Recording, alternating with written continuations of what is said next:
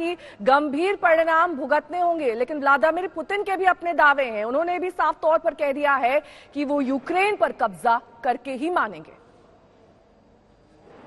Few important, very important words for those who may be tempted to interfere in the events taking place from the outside.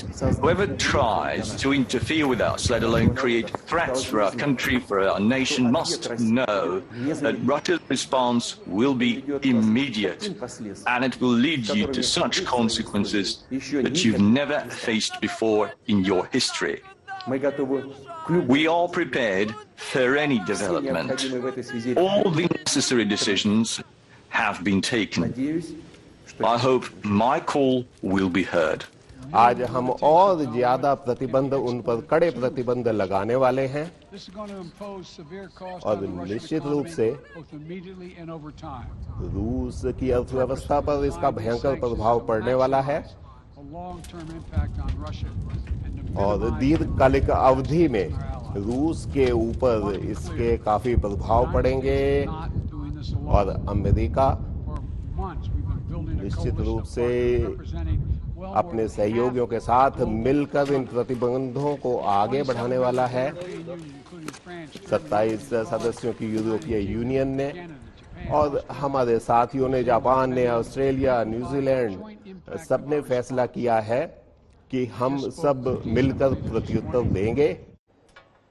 तो 3 खास मेहमान हमारे साथ यहां पर जुड़ गए हैं। पूर्व राजनीतिक अशोक सज्जनहार जी हमारे साथ जुड़ गए हैं, वहीं जीजे सिंह रक्षा विशेषज्ञ और साथ ही विनोद दत्ता जी रक्षा विशेषज्ञ हमारे साथ जुड़ गए हैं। लेकिन सबसे पहले मैं अशोक जी आपके पास आना चाहूंगी।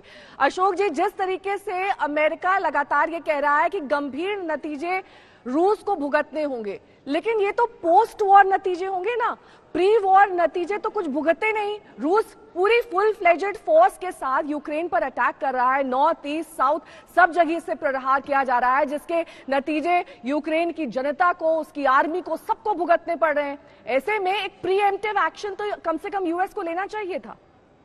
नहीं, देखिए, ये हमको समझना होगा, जो यूक्रेन नेटो का मेंबर नहीं है, सदस्य नहीं है, तो इसीलिए कोई ऐसी रिक्वायरमेंट नहीं है, लीगल ऑब्लिगेशन नहीं है। और ये बहुत पहले से नेहा जी ये बताया जा चुका है। ये नेटो के सेक्रेटरी जनरल हैं जेंस स्टोल्टनबर्ग या अमेरिका के राष्ट्रपति हैं जो बाइडेन, उन सब ने ये कहा है, जो क्योंकि वो हमारी कोई लीगल ऑब्लिगेशन नहीं है तो हम लीगली वहां पर जा नहीं सकते। परंतु उससे पहले उन्होंने जो भी वो सहायता करनी थी, जिस प्रकार के उन्होंने वहां पर मिलिट्री हार्डवेयर देना था, इक्विपमेंट देना था, मिसाइल्स देना था, डिफेंस सिस्टम्स देना था, वो सब उन्होंने उसको प्रोवाइड करने का प्रयास किया है। एक बात मैं कहूंगा, जो आप अभी बातचीत कर रहे थे गौरव से, और मुझे बड़ा अच्छा लग रहा है गौरव को देखकर इस कार्यक्रम में, और वहां पर मारियोपोल से वो बात कर रहे हैं। मारियोपोल में भी काफी वहां पर लड़ाई हुई है और बम गिरे हैं, मिसाइल्स गिरे हैं। तो गौरव, मैं तो आपसे कहना चाहूंगा, जो अपना ख्याल रखिएगा, be safe and come back soon here to be with all of us in India. परंतु जो मैं बात कहना चाहता हूं, मेरे विचार से देखिए नेहा जी, ये बिल्कुल ही अननेसेसरी वॉर है।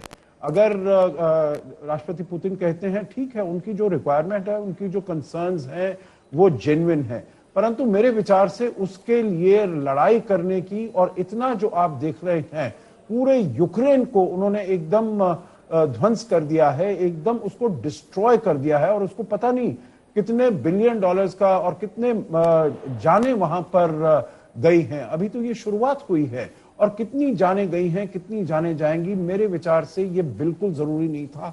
बातचीत चल रही थी, देखिए 2008 में ये शुरू हुई थी बात, जो इनको हम मेंबर्स बनाए, सदस्य बनाए नेटो का। 14 साल हो गए हैं, कुछ अभी तक नहीं हुआ है। ये हमको ध्यान रखना है, जो बहुत सारे ऐसे देश हैं नेटो में जो नहीं चाहते हैं यूक्रेन को वहां का सदस्य बनाना, और ये राष्ट्रपति पुतिन को भी बड़ी अच्छी तरह मालूम होगा, इसीलिए 14 साल तक इसके ऊपर कोई निर्णय नहीं लिया गया है। तो मेरे विचार से ये, और जब वहां पर गए, ओलाफ शोल्ज गए, राष्ट्रपति मैक्रोन गए, 2-2 मर्तबा गए, उनसे कहा बातचीत से इसको मसले को सुलझाइए। ओलाफ शोल्ज ने तो ये भी कहा, जो कोई ऐसा लाइव इशू नहीं है ऑन द टेबल जो यूक्रेन को वहां का सदस्य बनाया जाए। तो मैं तो समझता हूं it is a totally unnecessary war.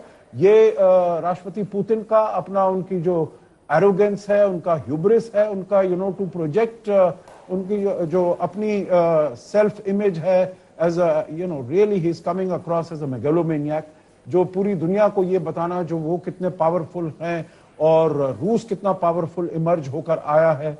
ठीक है, उनको बहुत दिक्कत है, मुश्किल है। उन्होंने कहा है जो ये सोवियत संघ का विघटन, this was the biggest tragedy to have taken place in the 20th century. ठीक है, परंतु अब रूस इतना बढ़कर आ गया है, इतना सशक्त हो गया है, तो उसको उसने और आगे लेकर जाना चाहिए। मेरे ख्याल से ये बातचीत से ये मसला सुलझ सकता था।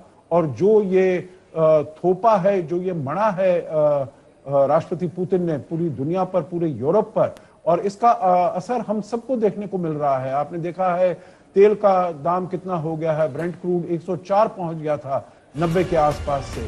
तो मैं समझता हूं इसके जो दूरगामी इसके प्रभाव होगा, इसके इम्प्लीकेशंस होगा,